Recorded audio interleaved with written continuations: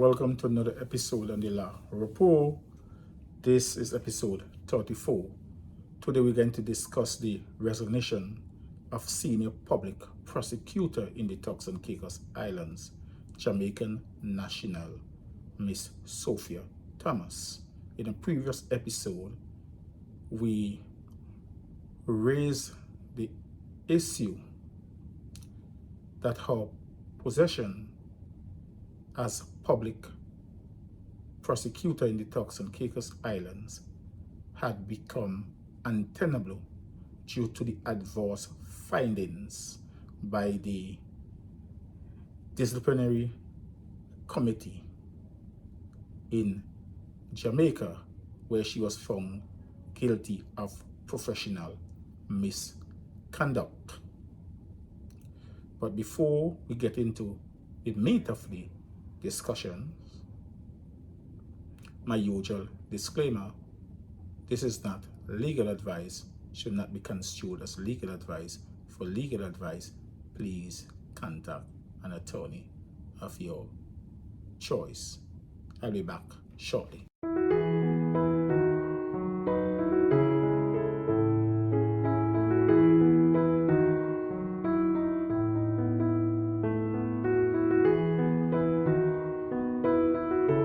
Welcome back. Following the adverse findings by the disciplinary committee of the Jamaica General Legal Counsel against Ms. Sophia Thomas, the Director of Public Prosecutions on the 3rd of August issued a press release stating that the matter was being considered by the relevant authorities. Frankly speaking, in my view, I don't know or see what was there to be considered. This latest press release announcing her resignation was issued on August the 15th, 2022. I will read the entire press release.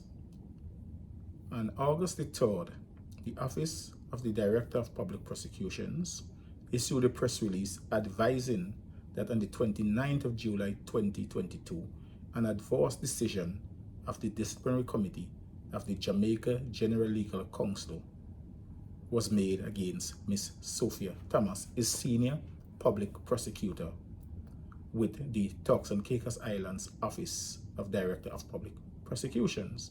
The release indicated that the matter was receiving due consideration and that a further press statement will be made in due course. This is the further press statement. We can confirm that the matter has now been carefully deliberated upon, and relevant authorities and stakeholders, including the Turks and Caicos Islands Bar Council, have been duly consulted. It was noted that Mrs. Thomas had a right of appeal against the decision. However, while this decision subsists, its reputational implication on the Office of Director of Public Prosecutions, the Turks and Caicos Islands Public Service, and the Turks and Caicos Islands Bar Association, all of which Ms. Thomas was a member, could not permit her to continue in the employment of the Turks and Caicos Islands government as a prosecutor or as an attorney of the Turks and Caicos Islands. Accordingly, with effect from August the 3rd, 2022, Ms. Thomas was placed on administrative leave and ceased to perform the functions of her office, save to update and hand over her case files. We further confirm that on August 4, 2022, Ms. Thomas tendered her resignation from the Turks and Caicos Islands Public Service as a senior public prosecutor with the Office of Director of Public Prosecutions. Her Excellency, the Deputy Governor, accepted the resignation, and Ms. Thomas' last day in office was Friday, August the 12th, 2022. Signed, Eugene Otonio QC, Director of Public Prosecutions. First of all, the Office of the Director of Public Prosecution didn't advise the general public of the adverse decision of the Disciplinary Committee of the Jamaica General Legal Council. Social media was already on fire because this decision was already made public, and the Office of Director of Public Prosecutions was actually playing catch up. And because of the media frenzy that this decision generated, the Office of the Director of Public Prosecutions and the Director of Public Prosecutions specifically issued a press release. But this has wider implications because this put into sharp focus the system and specifically the recruiting process to positions in the Turks and Caicos Islands. This is not the first time that someone has been hired in government in the Turks and Caicos Islands, and it turned out subsequently that there were certain issues in their background, that the hiring was ill-advised. And so it begs the question if any due diligence was done in relation to this hiring.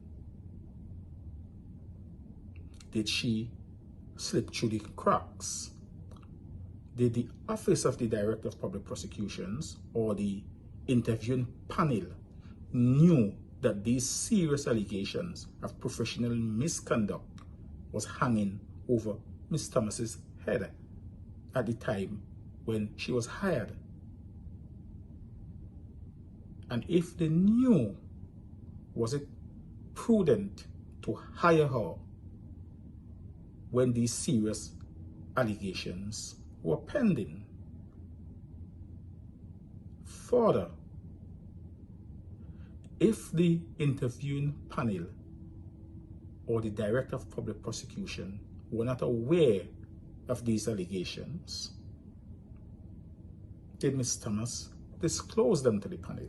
That's a legitimate question to ask. And if she did not disclose, was she entitled to do so? In my respectful view, the Office of the Director of Public Prosecutions has egg on its face, and this is something that is not going to go away no time soon. And in the future, in order for the general public and even defense counsels or the Turks and Caicos Islands Bar Association to have confidence in future hirings of the Director of Public Prosecutions Office, they will, in my view, have to confirm that due diligence was done and nothing untoward was discovered in the background of persons hired to these positions in the Office of the Director of Public Prosecutions. This is a dark day in the judicial history of the Turks and Caicos Islands. It was a dark day in the judicial history of Jamaica, because I saw media reports that say that it was the first time in the history of Jamaica that a prosecutor was found guilty of professional misconduct.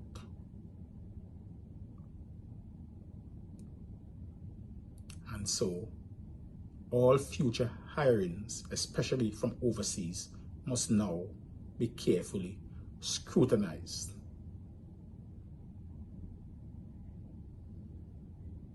Prosecutors